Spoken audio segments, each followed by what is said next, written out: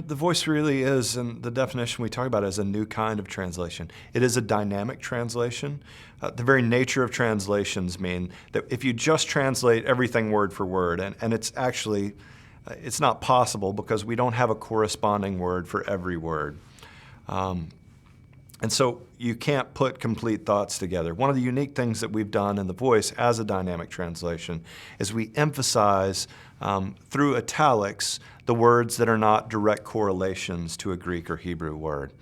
So when you're reading the scriptures, you've got this really clear sense of the language that it's actually come from.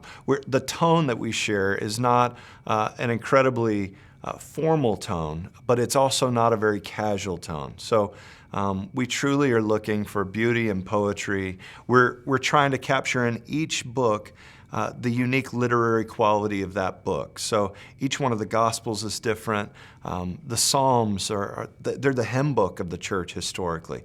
Really great song and poetry. Some of the prophets are just so direct and vivid and descriptive.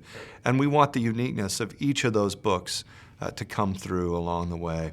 What I can tell you is that we have a group of scholars, of writers, poets, editors, pastors that have come together with one shared purpose: to faithfully translate the scriptures, to do things that other translations haven't done, to be very, very clear about what comes from the original text and what is added so that we can make sense of it in the English language.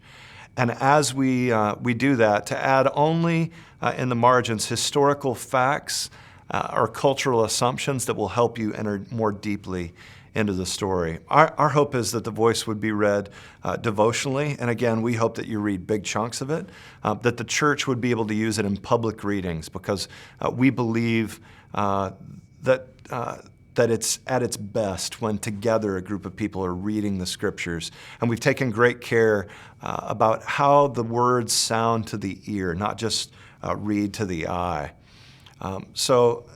Those people have really considered it a sacred calling of the work that God's called us to do together in the translation of The Voice.